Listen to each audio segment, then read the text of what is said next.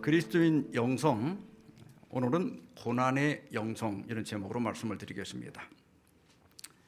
영성이란 그 주제의 성경적 원칙과 본질을 가리킵니다. 고난에 대해서 성경이 뭐라고 말씀하시는가, 그런 것들을 좀 살펴보도록 하겠습니다. 해롤드 쿠시너는 미국 뉴욕에 사는 유대교 젊은 랍비로서 천성적으로 착하고 경건하고 모범이 되는 삶을 살고 있었습니다. 결혼해서 28살에 아론이라고 하는 아들을 낳습니다. 이 아들을 얻었으니 얼마나 기쁘겠습니까? 근데 이 아이가 잘 자라다가 생후 8개월이 되면서부터 더 이상 몸무게가 늘지 않더니 돌이 지난 다음부터는 머리가 나는 게 아니라 머리카락이 빠지기 시작하는 겁니다. 그리고 3살이 되는 해에 아들은 선천성 조루증, 빨리 늙어가는 그런 병에 걸렸다고 하는 진단을 받게 됩니다. 의사는 말하기를 앞으로 아론은 키가 90cm 이상 크지 않을 것이다. 그리고 머리가 빠지고 늙은이처럼 보이다가 오래 살아야 10대 후반쯤 사망할 것이라는 청천벽력 같은 소식을 듣게 됩니다. 우리 자녀가 이런 진단을 받으면 어떻겠습니까? 잠이 잘 안 올 거예요. 해롤드 쿠시너도 마찬가지였습니다. 그래서 이렇게 얘기합니다. 내가 느낀 것은 깊고 아픈 불공평함이었다. 도대체 말이 안 되는 것이었다. 나는 좋은 사람이었고 항상 옳은 일을 하려고 노력했다. 나는 내가 해야 할 몫은 다 했다고 생각했다. 그런데 어떻게 이런 일이 내 가족에게 일어날 수 있단 말인가? 만약 하나님이 계신다면, 그리고 그분이 사랑하고 용서하는 것은 고사하고 최소한 공평하기라고 한다면 어떻게 나에게 이러실 수 있단 말인가? 어떤 불행, 교통사고라든지 또 어떤 암에 걸린다든지 이런 고난은 생기려면 누구한테 생겨야 되는가 하면 불신자들, 또 교회는 다니지만은 날라리들, 아니면 나쁜 사람들한테 이런 일들이 일어나야 되는데 나는 교회도 참 신실하게 다니고 또 먹지 말라는 거 먹지도 않고 이렇게 살았는데 내가 고난을 당할 때 이제 그런 때가 더 억울한 거예요. 몰래 술 담배라도 조금씩 하다가 사고가 나면 조금 그래도 내가 마땅히 받을 벌을 받았다 이런 생각이 드는데, 신실하게 살던 사람이 고난을 당하면 이 쿠시너처럼 하나님이 나한테 이럴 수 있나, 나를 사랑하고 용서하고 이런 건 못할 망정 공평하게라도 해야 될 거 아니야. 우리 교회 그 날라리는 저렇게 잘 건강하게 사는데 아무 사고도 없는데 왜 나는 이런 고통을 겪어야 하나, 이런 생각이 드는 것이 자연스러운 겁니다. 아론은 10살이 되었을 때 그의 신체 나이는 60대 수준이었다고 그래요. 그리고 1977년 14번째 생일을 보내고 이틀 만에 결국은 숨을 거두게 됩니다. 당시 그의 몸무게는 고작 11.3kg, 키는 3살짜리 아이 수준이었습니다. 아들이 죽고 나서 쿠시너 랍비는 그 자기가 겪었던 고통과 그리고 신앙으로 극복해가는 그런 과정들을 책으로 써냈는데, 선한 사람에게 나쁜 일이 생길 때, 이런 제목으로 책을 냈습니다. 이 책이 1981년에 출간이 됐는데 저도 그때 이 책을 구입해가지고 읽고 제 목회에서 이 고난 문제를 다룰 때 중요한 부분들을 인용했던 기억이 납니다. 이 책에서 쿠시노는 이렇게 얘기합니다. 선한 백성들에게 불행이 닥친다는 것은 고난을 당하는 당사자와 그들의 가족들에게만 국한되는 문제가 아니다. 그것은 이 세상이 공정하고 살기 좋은 세상이라고 믿기 원하는 모든 사람들의 문제이기도 하다. 그 불행은 어쩔 수 없이 하나님의 선하심과 자비하심, 심지어는 그분의 존재에 대해서까지도 의심을 불러일으키기 때문이다. 예, 착한 사람일수록 또 하나님께 잘 순종하고 신앙을 잘 했던 사람일수록 어떤 불행을 당하거나 고통을 당하거나 고난을 당할 때 과연 하나님은 선하신가? 정말 하나님은 자비하신가? 또 정말 하나님이 계시는가? 이런 마음의 고통을 겪을 수밖에 없게 됩니다. 우리가 성경을 보면 시편 73편 기자도 이 쿠시노와 동일한 경험을 하고 있었던 것 같습니다. 좀 읽어보겠습니다. 하나님이 참으로 이스라엘 중 마음이 정결한 자에게 선을 행하시나 나는 거의 넘어질 뻔하였고 나의 걸음이 미끄러질 뻔하였으니 이는 내가 악인의 형통함을 보고 오만한 자를 질투하였음이로다.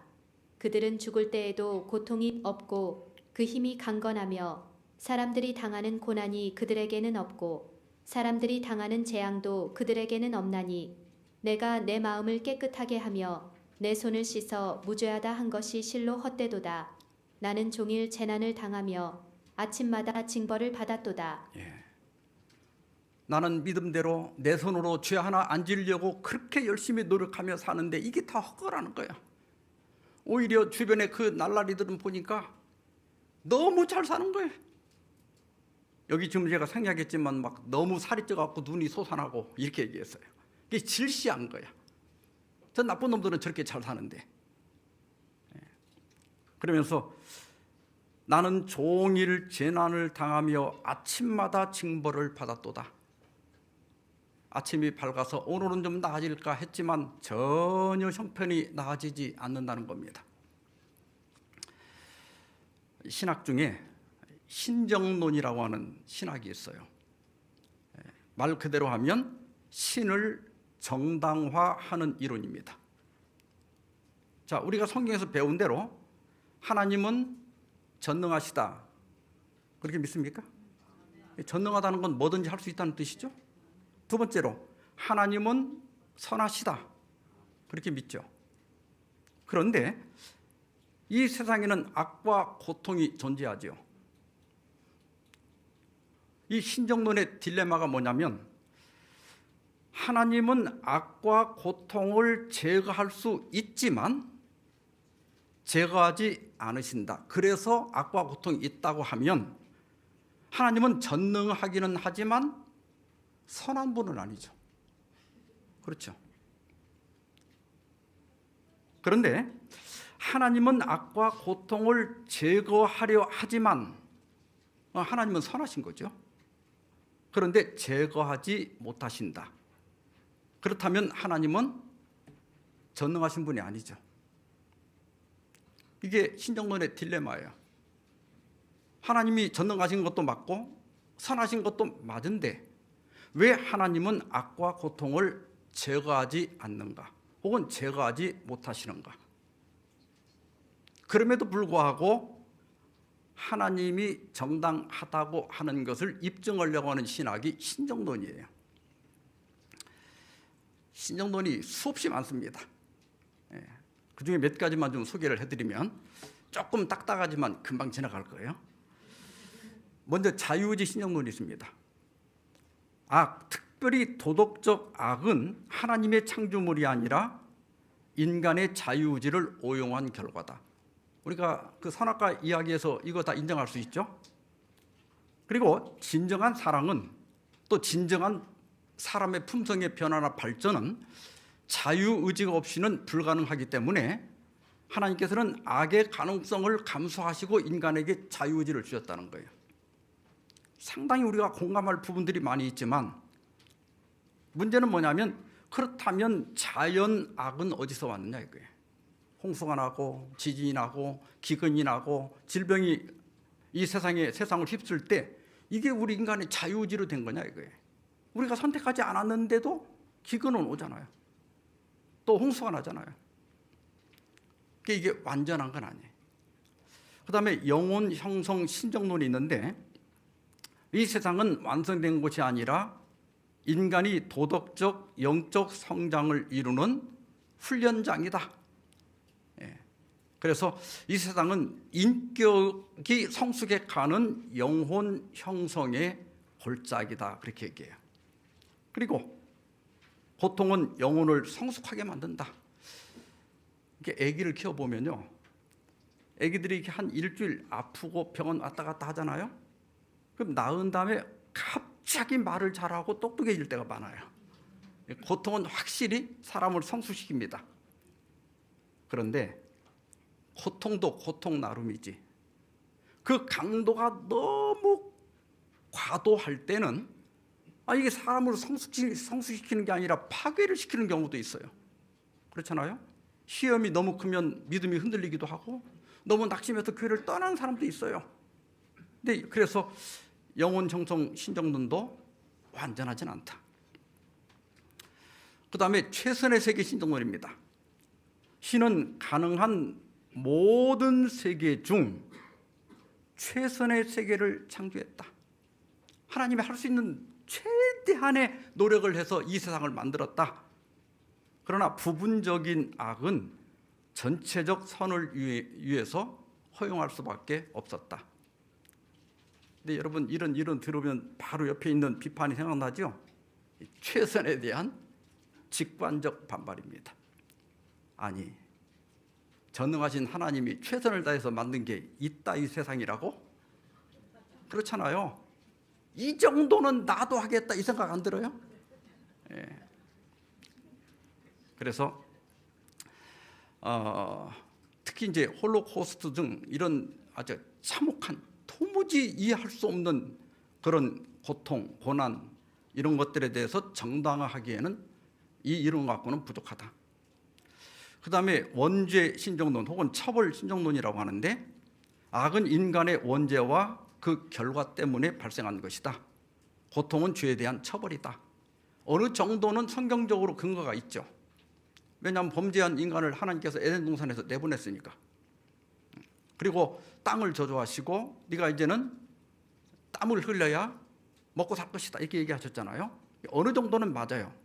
그러나 무고한 피해자들 있죠.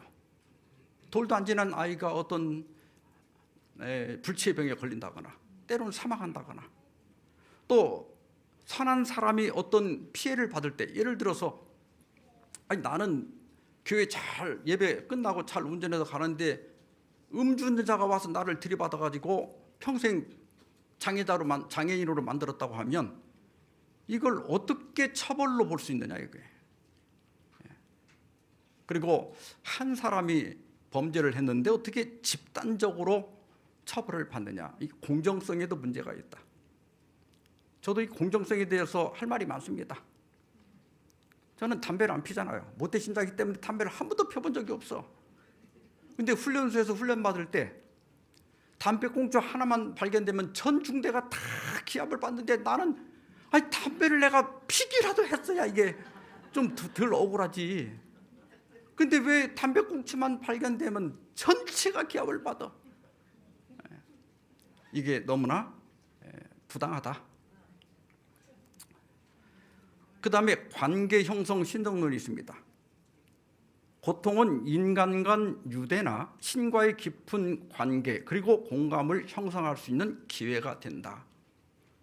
그러나 사실 모든 경우에 관계가 형성되지 않죠. 특별히 어린아이들이 어떤 고난을 당할 때 그게 관계 형성하고 무슨 관계가 있어요. 그리고 과정신학적 신정론, 이게 이제 그 쿠시너 책에 나오는 건데, 하나님의 전능성을 재해석하는 거예요. 하나님이 전능하시지만 무한히 전능하지는 않다. 그래서 하나님은 세계를 강제하지 않고 설득하시며 하나님도 모든 악을 막을 수는 없다. 그래서 이 세상에 악이 존재한다, 이렇게 설명하는 건데, 이게 이제 기독교계에서, 정통적인 기독교계에서 가장 반대를 많이 만나는 이론입니다. 왜냐하면 성경에서는 분명히 하나님의 전능성에 대해서 말씀하고 있거든요. 그리고 하나님이 모든 악을 막을 수 없다고 하면 새 세상에 와도 우리가 하늘에 가도 거기도 악이 또 있을 수 있잖아요. 하늘에서도 고통이 남아있을 수 있잖아요. 그렇다면 굳이 새로운 세상이 뭐가 필요한가? 이런 의문을 남기게 됩니다. 항의 신정론은 홀로코스트 이후에 유대인들이 가지고 있는 신에 대한 사상입니다. 악을 이론적으로 설명하는 시도 자체가 희생자를 모독하는 것이다. 막상 이 고난을 당한 사람들은요, 어떤 위로도 위로가 안 될 때가 있어요. 우리 어렸을 때는 이렇게 나이 드신 분들이 돌아가시면 참 그래도 호상입니다 그랬는데 요즘은 그 말했다가 큰일 난다고 그러더라고. 어떻게 어떤 죽음도 호상이 없다는 거예요. 100세를 살고 120세를 살아도 그게 어떻게 호상이냐 이거예요. 그래서 유대인 입장에서는 악에 대하여 어떤 이론적 설명도 여전히 고통이 된다. 그리고 모독하는 것이다. 그래서 그냥 욥처럼 이런 고난을 당할 때 하나님께 항의하고 탄식하는 것이 정직한 신앙이다. 뭐 그럴 수는 있는데 이론적 답변을 포기했기 때문에 신앙의 지적 기초 문제, 도대체 악은 어디서 왔는지, 이 악이 앞으로 어떻게 될 것인지, 하나님은 왜 악을 그냥 두시는지 여기에 대한 설명이 없는 게 문제입니다. 그 다음에 이제 최근에 십자가 신학적 접근이라고 하는 신정론이 있는데요. 오늘도 우리가 십자가에 대해서 배웠죠. 몰트만과 본 회퍼는 말하기를 하나님은 이론으로 답하지 않으시고 그리스도 안에서 친히 고통 속으로 들어오셨다. 그리고 십자가는 우리와 함께 고난 받으시는 하나님을 계시한다. 위로가 되는 말씀이죠. 우리가 당하는 이런 고난, 고통에 대해서 하나님이 우리와 함께 참여할 때 위로는 되지만, 그러나 왜 고통이 존재하는지, 왜 하나님께서 이런 고통을 제거하지 않는지, 왜 선한 사람에게 나쁜 일이 일어나는지에 대해서 여전히 의문이 남는다고 하는 단점이 있습니다. 우리 재림교회는 대쟁투 신정론을 가지고 있습니다. 왜 하나님은 전능하시고 선하신데도 불구하고 악을 제거하지 않으시는가? 여기에 대하여 우리 재림교회는 대쟁투 신정론으로 답을 합니다. 첫째, 악과 고통은 어디서 생겼느냐? 이것은 하나님의 창조물이 아니라 하늘에서 시작된 루시퍼의 반역에서 시작된 것이다. 우리가 다 알고 계시죠? 루시퍼는 지성적 존재에게 율법을 주신 것은 잘못된 것이다. 우리는 자유로워야 된다는 거예요. 이제 이런 말들이 이게 우리 좀 뭔가 호감을 주지 않아요? 하늘 천사의 3분의 1이 넘어갈 만큼 타당성이 있어 보였습니다. 그래서 하나님의 공의와 자비가 우주적으로 시험을 받게 된 거예요. 과연 하나님은 우리 같은 지성적인 존재들에게 율법적 제한을 가하는 것, 이게 과연 정당한가? 이런 의문이 생긴 겁니다. 그래서 이 의문이 해소되지 않으면 전 우주에, 우리 지구 말고 다른 세계에 살고 있는 피조물들에게 하나님이라고 하는 존재에 대한 끊임없는 의문이 남게 돼요. 과연 하나님은 사랑의 하나님인가? 왜 우리를 율법 안에 두셨지? 율법 아래 두셨지? 이런 의문이 계속 남는 거예요. 그래서 하나님께서는 이 죄를 아직도 제거하지 않는 이유는 죄의 본질과 결과가 온 우주 앞에 충분히 드러나서 하나님의 품성, 하나님은 사랑의 하나님이면서 동시에 공의의 하나님이 영원히 변호되도록, 이 두 가지가 함께 입증되도록 즉각적으로 악과 고통, 사탄을 멸절하지 않고 시간을 허용하셨다는 겁니다. 이 대쟁투의 결정적 전환점은 우리가 오늘 교각 공부 시간에 공부한 십자가입니다. 십자가에서 하나님의 사랑과 사탄의 참 모습이 동시에 온 우주에 드러난 겁니다. 여러분, 하나님의 율법을 떠난 삶의 결과가 예수님을, 그 죄가 아무 죄가 없는 예수님을 십자가에 죽이는 그들의 그 결정과 그들의 그 십자가로 가기까지의 그들에게 나타난 품성, 그들의 외침, 그들의 생각, 이 속에서 극난하게 나타난 거예요. 아주 극렬하게 나타났어요. 하나님의 율법을 떠났을 때 우리 인간이 어디까지 타락할 수 있는지가 다 보여진 겁니다.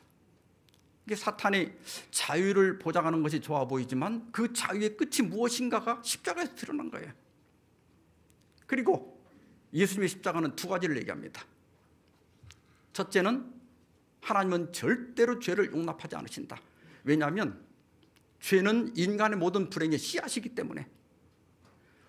하나님은 자기 아들을 죽게 하심으로써 죄를 용납할 수 없다는 걸 세상에 알리셨습니다.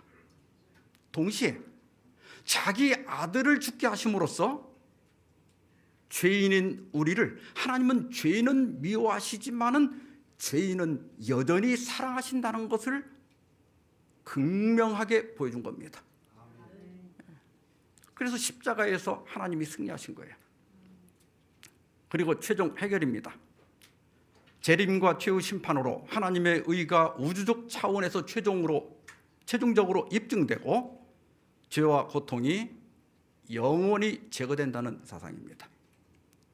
그래서 이 자유의지 신정론과 관점을 공유하면서도 하나님의 전능성도 보존하고 또 악의 최종 종결을 함께 지지하는 포괄적인 이론이다. 신학적으로 그렇게 평가를 받고 가장 완성도가 높은 신정론으로 평가를 받고 있습니다. 헤럴드 쿠시너는 선한 사람에게 나쁜 일이 생길 때라고 하는 이 책에서 첫 번째, 고난은 하나님의 벌이나 시험이 아니다. 보통 우리가 어떤 고난을 당하게 되면 내가 무슨 죄를 지어서 이런 벌을 받을까 이 생각을 하죠. 또 하나님이 나를 시험하시나 보다 이런 생각도 때때로는 합니다. 근데 이런 개념은 실제로 시험을 당하는 사람에게는 전혀 위로가 되지 않고 오히려 하나님을 잔인한 존재로 만든다는 겁니다. 욥이 이제 시험을 받아서 자녀들이 다 죽고 또 재산도 다 잃어버렸죠. 거기다가 또 이제 종기까지 나가지고 고통을 당하고 있는 거예요. 지금으로 말하면 뭐 아토피에 걸렸는지 모르겠어요. 근데 대만 사람 엘리바스가 와서 뭐라 그래요? 생각하여 보라. 죄 없이 망한 자가 누구인가? 정직한 자의 끊어짐이 어디 있는가? 내가 보건대 악을 밭갈고 독을 뿌리는 자는 그대로 거두나니 다 하나님의 이기운에 멸망하고 그의 콧김에 사라지느니라. 우리가 전통적으로 가지고 있는 생각입니다. 모든 불행, 모든 고통은 무언가 네가 죄를 졌기 때문에 형벌을 받는 것이다. 그래서 욥이 이런 말을 내가 많이 들었나니 너희는 다 재난을 주는 위로자들이구나 그랬어요.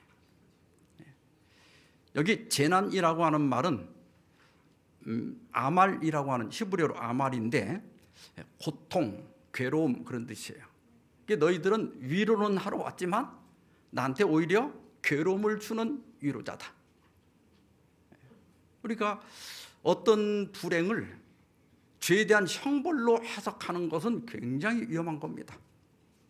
물론 이제 술 먹고 뭐 이렇게 교통사고가 나서 어디가 부러지거나 또 내가 부절제해서 암에 걸리거나 그럴 수는 있지만 그건 자연의 법칙이지 하나님의 형벌은 아니에요.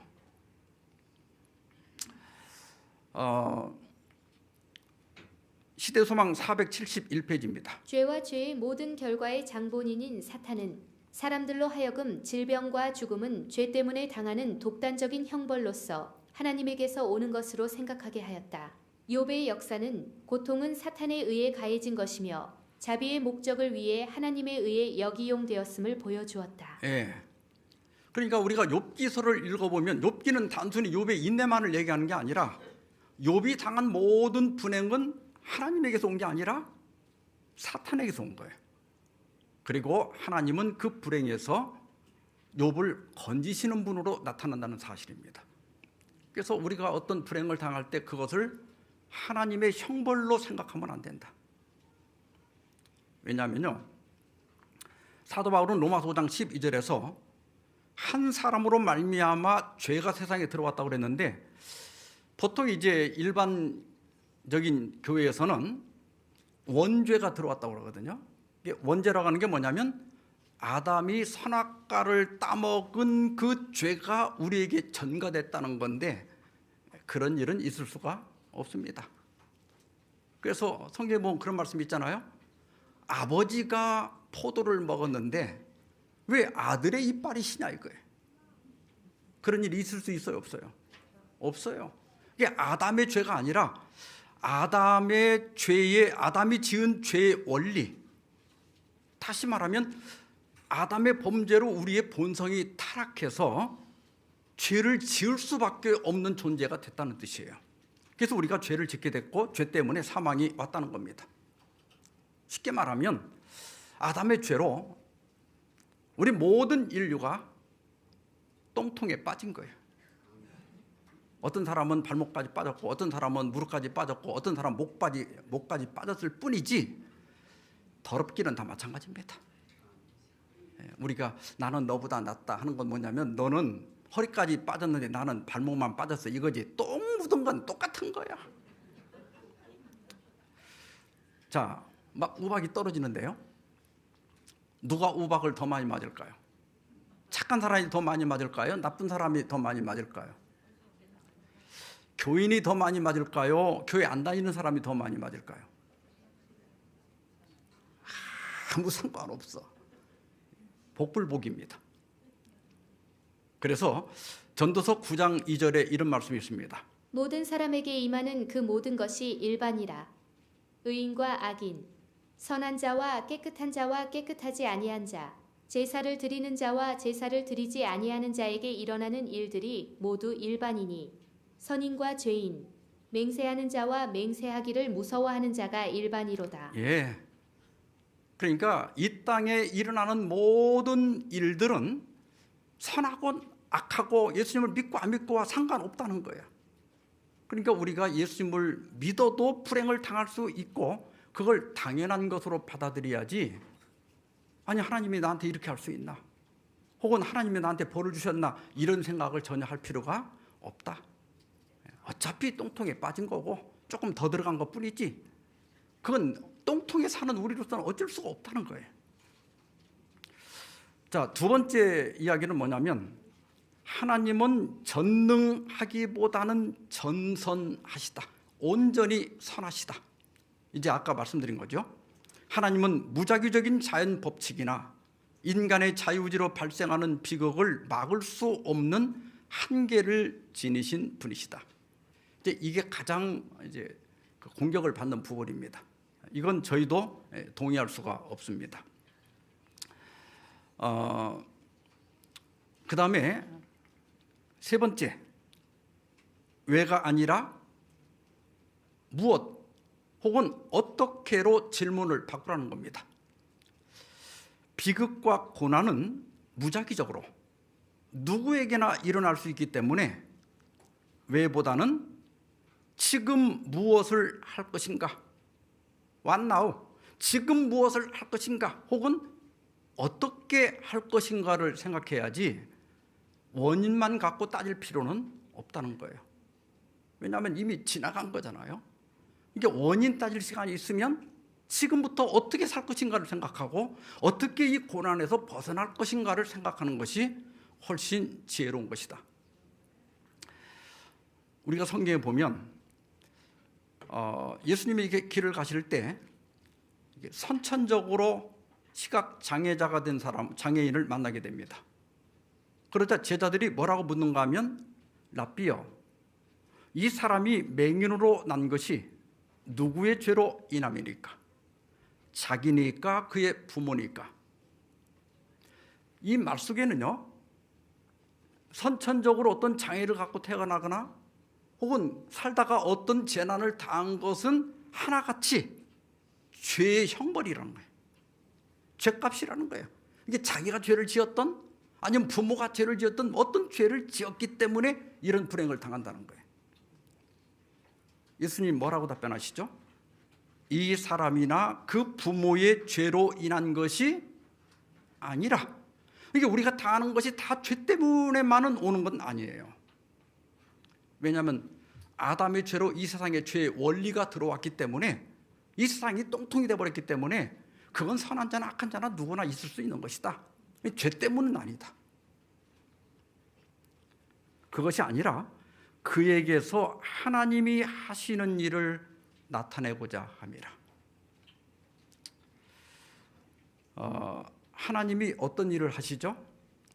그러니까 우리가 당하는 모든 불행은 사실 사탄에게서 온 것이고, 하나님이 하시는 일은 뭐냐면 사탄 때문에 망가진 이 세상을 고치고 우리의 고통을 제거하시고 우리를 구원하시는 일이에요. 그래서 시대소망 471페이지에 이런 말씀이 있습니다. 예수께서는 제자들의 과오를 시정하시면서 인간의 고통의 원인을 설명하지 않으시고 그 결과가 어떠할지를 그들에게 말씀하셨다. 제자들은 누가 죄를 지었느냐 혹은 안 지었느냐에 대하여 논의할 것이 아니라 소경의 눈을 밝게 하시는 가운데 나타난 하나님의 능력과 은혜를 깨닫도록 요청을 받았다. 예. 그러니까 우리가 어떤 불행한 일을 당할 때 무슨 죄 때문에 내가 이런 벌을 받을까를 생각하지 말고, 이런 일을 통해서 하나님께서 나에게 어떤 놀라운 은혜를 주시고 놀라운 일을 행하실 것인가를 기대하며 소망 중에 바라보라는 거예요. 이것이 성경이 말하는 고난을 대하는 태도입니다. 이게 고난의 영성이에요. 그리고 엘렌 화이트는 죄와 고통과 죽음의 원저자는 사탄이다. 그러나 하나님께서는 우리의 원수가 우리를 괴롭히려고 하는 것을 오히려 좋은 결과로 바꾸기를 기뻐하신다. 사탄은 우리를 괴롭히고 우리로 하여금 믿음이 흔들리게 하기 위하여 시련을 주시지만, 하나님은 그것으로, 그 시련 때문에 오히려 더 좋은 결과를 얻도록, 우리 믿음이 더 강해지고 우리가 더 성숙하도록 바꿔주신다는 거예요. 하나님은 치료자, 예수님은 치료자입니다. 그리고 시편 34편 18절로 20절에 이런 약속의 말씀이 있습니다. 여호와는 마음이 상한 자를 가까이 하시고 충심으로 통회하는 자를 구원하시는도다. 의인은 고난이 많으나 여호와께서 그의 모든 고난에서 건지시는도다. 그의 모든 뼈를 보호하시며 그 중에서 하나도 꺾이지 아니하도다. 의인은 고난이 없으나 그랬습니까? 의인은 고난이 오히려 더 많아요. 왜냐하면 이 세상은 죄악된 세상이기 때문에 우리가 의롭게 살아가는 게 힘든 세상이에요. 그러나 여호와께서 그의 모든 고난에서 우리를 건지신다는 사실입니다. 그 다음에 이거 원래 이렇게 안 나와야 되는데 자꾸 나오네. 자, 네 번째, 하나님은 고난을 함께 견디며 위로하는 분이시다. 하나님은 고통당하는 사람 곁에서 함께 울고 절망을 이겨내도록 용기와 사랑, 그리고 주변 사람들의 연대를 통해 힘을 주시는 분이시다. 그래서 우리가 어떤 어려움을 당할 때 교인들의 전화, 또 그분들의 방문, 또 나를 따뜻하게 안아주고 손을 잡아주는 그 속에서 우리는 이길 힘을 얻게 되는 겁니다. 저는 하나님께서 우리와 함께 고통을 당한다는 이 사상을 참 좋아합니다. 시대소망 356페이지도 같은 말씀이 있습니다. 사람이 한숨 짓고 고통을 느끼고 슬픔을 당하는 것은 무엇이나 다 반드시 하늘 아버지의 마음에 파동을 일으킨다. 억압당하는 자의 부르짖는 소리를 듣기 위하여 하나님께서는 당신의 보좌에서 귀를 기울이고 계신다. 하나님께서는 모든 진실한 기도에 대하여 내가 여기 있다고 응답하신다. 그는 상심한 자와 학대받는 자들을 일으키신다. 그는 우리가 당하는 모든 고난을 다 당하신다. 하나님을 받드는 천사는 모든 유혹과 시련에서 건져주기 위하여 가까이 있다. 예. 여러분, 우리가 당하는 모든 고통은 하늘 아버지의 마음에 파동을 일으킨다 그랬어요. 여러분, 우리 자녀가 가다가 넘어져서 울음소리만 들어도 어머니 마음속에는 파동이 일어나잖아요. 반응을 하잖아요. 우리 하나님이 그렇다는 거예요. 그래서 우리의 부르짖음을 듣기 위해서 당신의 보좌에서 귀를 기울이고 계신다. 영어 원문에 보면 이렇게 몸을 지상을 향해서 굽히고 있다 이렇게 돼 있어요. 귀를 기울이고 있는 거야. 그리고 우리가 당하는 모든 고난을 다 당하신다. 여러분, 우리 고통은 나 혼자만의 것이 아닙니다. 엘렌 화이트이 이 말을 어디서 가져왔는가 하면 이사야 63장 9절에서 가져온 거예요. 그들의 모든 환난에 동참하사. 여러분, 우리는 절대로 혼자 고난 속에 있지 않습니다. 우리가 아파할 때 같이 아파하고 우리가 슬퍼할 때 같이 슬퍼하는 분이 계십니다. 이런 표현이 여러 군데 있는데요. 교육 78페이지에도 인간의 모든 경험을 맛보신 그리스도께서는 무거운 짐을 지고 유혹과 싸우는 사람들을 동정하는 것으로 그치지 않으시고 그들과 함께 그 참 정상을 직접 경험하셨다. 많이 의역된 거예요. 근데 제가 그 파란 글씨 있는 부분을 영어 원문에 보니까 그렇게 고통당하는 모든 사람들을 위하여 느낄 뿐 아니라, 그러니까 우리를 동정하고 공감만 하는 게 아니라 그들과 함께 느끼셨다. 저는 이걸 충분히 이해할 수 있어요. 제가 이렇게 상담을 할 때는요, 대부분 90% 이상은 이렇게 공감을 해요. 이 사람이 정말 아프겠다, 정말 힘들겠다, 정말 고통스럽겠다, 이게 공감은 해요. 근데 우리 딸에 대한 어떤 고통의 이야기를 들을 때는 공감하는 게 아니라 그 딸보다 어떤 때는 내가 마음이 더 아파. 그렇잖아요. 우리 하나님이 그러신다는 거예요. 우리는 결코 고통 속에 혼자 있지 않습니다. 예레미야 애가 3장 33절에 보면 주께서 인생으로 고생하게 하시며 근심하게 하심은 본심이 아니시로다. 이건 하나님이 뜻한 게 아니에요. 하나님께서 이 세상을 만드셨을 때는 심히 좋았다고 그랬어요. 하나님이 볼 때 완벽했습니다. 그런데 아담과 하와의 죄가 이 완벽함, 창조의 질서를 깨뜨렸어요. 그래서 이 세상은 선하다고 반드시 잘 사는 것도 아니고 나쁘다고 반드시 형벌을 받는 것도 아니에요. 아까 시편 기자가 말한 것처럼 어떤 때는 나쁜 사람이 더 잘 살고 선한 사람이 오히려 고통을 겪는 경우가 많아요. 창조 질서가 깨졌기 때문입니다. 하나님께서는 범죄한 인간에게 땅이 너로 말미암아 저주를 받고 너는 내 평생 수고하여야 그 수산을 먹으리라고 말씀하셨습니다. 땅은 우리의 그 먹을 식량이 나오는 곳이죠. 지금 땅은 여러분들이 다니는 회사, 여러분들이 일하는 직장이 땅이에요. 그래서 이 땅이 저주를 받았기 때문에 직장 생활이 결코 쉽지 않습니다. 그래서 여러분, 삶의 고난이 닥치는 게 정상이에요. 죄로 범죄한 이 세상에서는 이게 정상이야. 왜 여기 와이미 하나님 하필 왜 납니까? 내가 왜 병에 걸려야 되고 내가 왜 사고가 나야 되고 내가 왜 이런 불행을 겪어야 됩니까? 이렇게 물을 필요가 없다는 거예요. 삶의 고난이 닥치는 게 정상이고 외로운 게 정상이고 불안한 게 정상입니다. 늘 바쁜 게 정상이에요. 은퇴해도 바빠요. 자식들은 공부 못하는 게 정상이야. 이게 내 자식이 공부를 잘하면 저놈은 이상한 놈이다 그래야지, 못하면 맞아 네가 정상이다 그래야 돼. 돈은 항상 모자란 게 정상이에요. 200만 원 벌어도 모자라고 500만 원 벌어도 모자라고 1000만 원 벌어도 돈은 모자라요. 배우자는 성격에 안 맞는 게 정상입니다. 이게 저 사람 왜 저럴까 할 게 아니라 저게 정상이다 이렇게 받아들여야 돼. 그래야 편해. 자식은 평생 속 썩이는 게 정상이에요. 속 안 썩이는 자식 있으면 그건 뭔가 이상한 거야. 부모는 잔소리하는 게 정상이야. 부모가 잔소리하면 우리 부모는 이렇게 잔소리가 많을까 그러지 말고 저게 정상이다. 진정한 친구도 없는 게 정상입니다. 내가 베풀 때는 친구가 많지만 내가 정말 힘들 때는 친구가 없어지는 게 정상이야. 너무 괴로워할 필요가 없어요. 이게 다 정상이다. 받아들여야 돼. 제가 이 흔들리며 피는 꽃, 이걸 여러분들 다 아시죠? 흔들리지 않고 피는 꽃이 어디 있으랴. 어떤 아름다운 꽃들도 다 흔들리면서 젖으면서도 포기하지 않고 꽃을 피워내는 겁니다. 여러분 삶이 힘겹더라도 혹 앞으로 시련이 닥치더라도 좌절하지 마시고 다시 일어나서 꽃을 피워내시기를 바랍니다. 산상보훈 10페이지입니다. 세상의 쾌락을 앗아가는 혹독한 재난이 오히려 우리의 눈을 하늘로 향하게 하는 수단이 될 것이다.